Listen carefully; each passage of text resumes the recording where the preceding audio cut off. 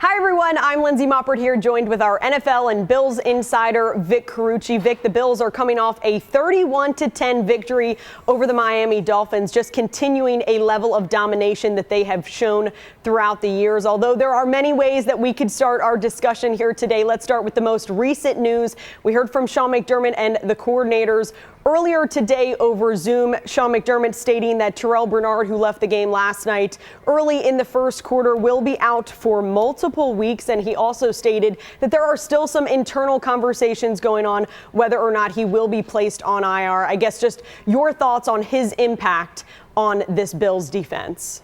On the surface, it looks like the best possible outcome because you think about players who have suffered pectoral injuries, and it often is a season-ending type of injury. In this case, perhaps it isn't, and there's where the optimism lies.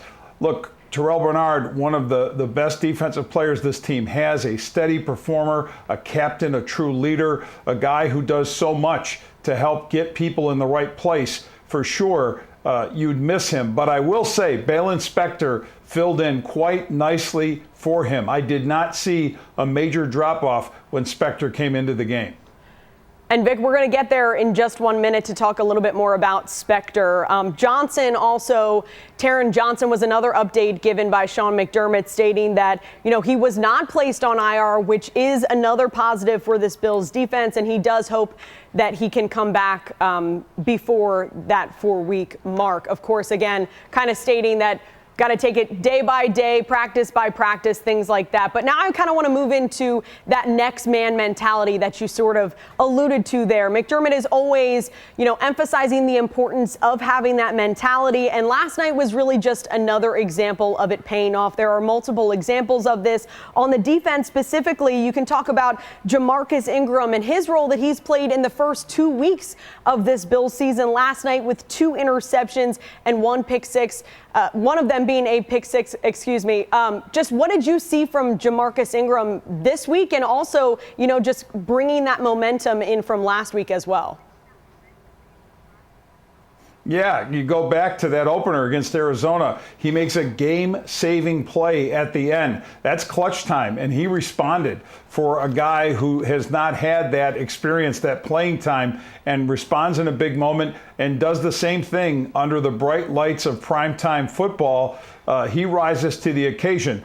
Look, the Bills end up getting a lot of gifts from Tua Tagovailoa to the tune of 17 points, counting that pick six. But I was so impressed with the way this team responded with its depth. Balin Spector stepping in, of course, for Terrell Bernard, but then Cam Lewis taking over for Taron Johnson. And you think about Taron as one of the very best nickelbacks in the league, an all-pro for sure. Doesn't have a lot of peers, and yet Cam Lewis comes in and holds his own. This game had to be all about the Bills secondary holding up against some of the most dangerous weapons in the receiving game that you can have, and they more than did that. They put a blanket over Miami's offense. And Vic, I guess just what does that say about this group and this defense as a whole? As you mentioned, the big thing about Miami's offense is just how explosive they are. And to not only come out of this game with a win, but to come out with a win like that, I mean, what does it say about this group? At this point last night, no Milano, no Taron Johnson, no Terrell Bernard, 3 of those top names in the defense, and still they're able to come out with a performance like that.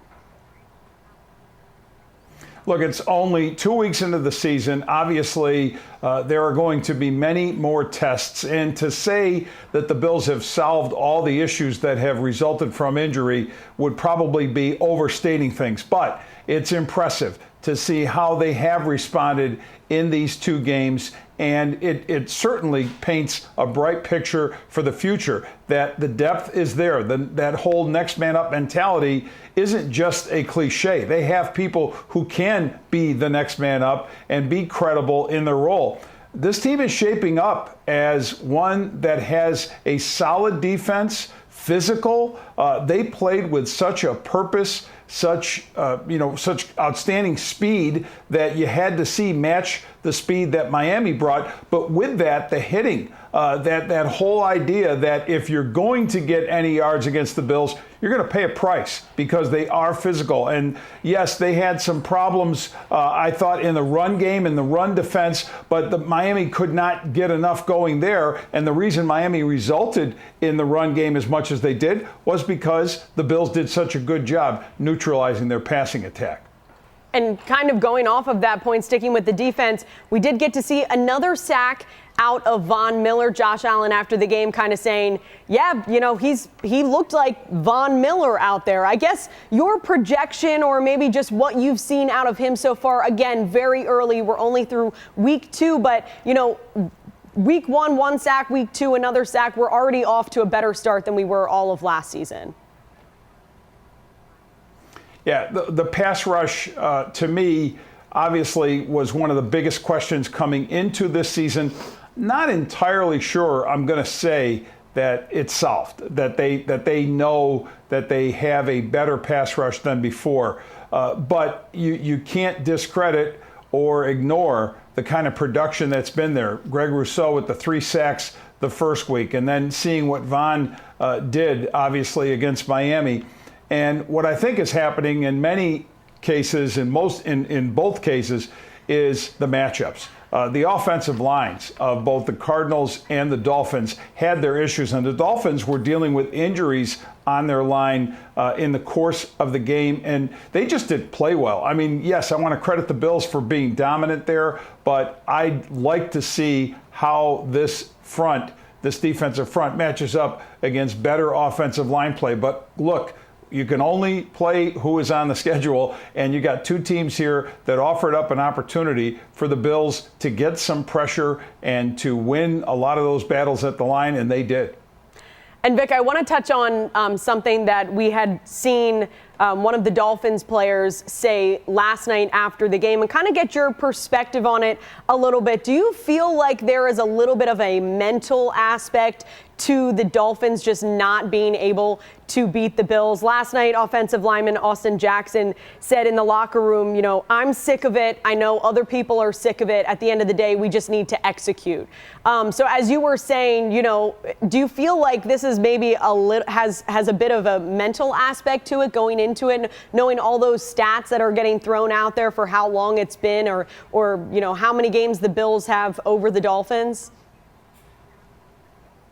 It's fair to look at it and say maybe some of it is a self-fulfilling prophecy, that you talk about this enough as a team or think about it enough as a team when you're on the wrong side of that domination. And then perhaps when you get out there, the bad things just multiply. When you see that the adversity comes up and against an opponent that you've struggled to beat, and maybe just psychologically you can't get over that barrier. But that to me also can be a lot of psychobabble. I'd rather focus on the football part, which is the matchup. I think the Bills match up really well against these guys. And in particular, what is Miami's strength? It's that dynamic speed, especially in their receiving game, with Tyreek Hill, with Jalen Waddle, with their backs. And that's how they've made a living as a club. That's why they were the team that people looked at and said, maybe this is the year that they overtake the Bills in the AFC East.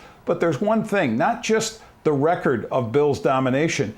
It's, look at the stats. The Bills routinely do a great job against Hill and Waddle. Their defense shuts it down. And credit to Bobby Babich, along with Sean McDermott, of course, for putting together a defensive scheme that had that 2-deep coverage, or 4-deep, whatever it was. They took away, of course, everything that was deep, everything that could allow them to get burned by the Dolphins' receiving speed, and kept everything in front of them. And they consistently did that throughout the game. That takes, of course, the physical skill to do that, but it also takes the planning and preparation, and know that, okay, don't get fooled by all that pre-snap motion. Don't get psyched out by the fact that this guy is such a burner, Hill, when he crosses the line of scrimmage. And they, you know, it wasn't just this game. They've done it over and over again.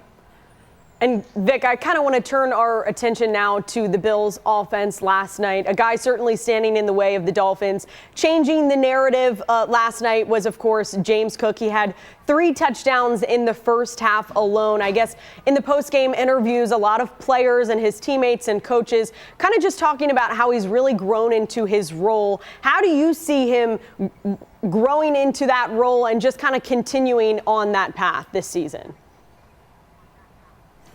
I think the growth was showing up last year. I think we needed to see more of James Cook last season. I don't know that, it should be considered a revelation, but it kind of feels like that. And credit Joe Brady for being able to pull James Cook into the offense in a larger role. It felt like under Ken Dorsey, he was more of an afterthought, or he was a guy that, when we need a little bit of a run, a changeup, we'll do that. Well, it's not that way now. Joe Brady sees him as an integral part of what the Bills do offensively, and you can see the pattern in only these 2 games, but I'm positive this is how this will unfold, that the run game is going to play a larger part of setting up what the Bills do pass-wise.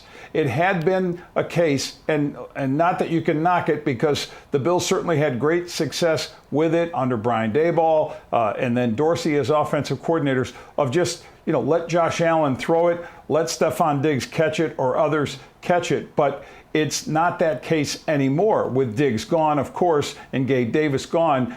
It's more of an attack that is going to rely, again, on the run most times, A, and then B, the receiving game, however it emerges. And there really isn't that star guy catching the ball the way that this team once had. It's a committee of people, but that they will get their chances as those chances open up via the run. And Vic, again, kind of early, just 2 weeks into the regular season, but how do you feel about that offensive mindset? I guess Joe Brady's mantra of everybody eats, how we've seen it play out. Some guys we haven't seen at all, and then other guys have big games and show up in those moments, which is pretty much how it was described to us, in the preseason, during camp and things like that. But how have you liked it, or what have you liked of this kind of offensive mantra this season? I'm not sure I'm going to describe myself as liking what I see. It would be much better if the Bills could identify and knew who truly are the numbers 1 or 2, maybe even 3 targets on a consistent basis. Yes, Khalil Shakir, the only holdover at the receiver position, the only guy who caught a pass from Josh Allen last year in this group, is off to a good start, but doing the Khalil Shakir things, steady, consistent, disciplined route runner, all of that is fine. But in terms of a game breaker at the receiver position, I don't see that. I think the Bills' offense would be stronger if they had that guy. I'm not sure who that guy will be. I know they've tried with Marquez Valdez-Scanlon a couple of times, those deep shots that Josh has taken with him, and they have yet to figure out how to get on the same page. So whether that's something that's going to result from practice or whatever, we shall see. But at the moment, what I do like is that Joe Brady isn't married to any singular thing, and I think he goes with a proprietary approach offensively, tailoring it around what the defense is going to pose week by week. And that will progress. I think that will take better form as the season goes on, because you're going to know more about the opponents. The book on each opponent gets thicker as the season progresses. And Vic, another topic that on the offensive side of the ball last night was really, or something that we saw, or maybe something we did not see, was really Josh Allen putting on that superhero cape, kind of like he had to in week 1 and get the job done. Why was that possible in last night's game down in Miami? Well, I think the biggest reason for the way the game unfolded and flowed was the gifts that Tua Tagovailoa gave up. When you're turning the ball over 3 times and the opponent is cashing those in for 17 points, including a back-breaking pick 6, when you're unable to get anything going, your scheme isn't working at all because the opposing defense is shutting things down, at least the essence of the scheme, the passing game. Again, the Dolphins tried running, but when you're putting yourself in that early hole, a run game generally isn't going to get you out of it, and it didn't get the Dolphins out of it. So all of that resulted, frankly, in the Bills not needing to lean so heavily on Allen and on any dynamic work by him. He was efficient as he could be, but it was a good thing, I think, for the Bills, given the fact that he had that left hand injury, and you know, wanting him to handle the ball a whole lot as a runner, probably not the best thing. And my sense is that was something that was intentionally minimized. But it's a lot easier to minimize what you have to do offensively when your defense is producing 17 points for you.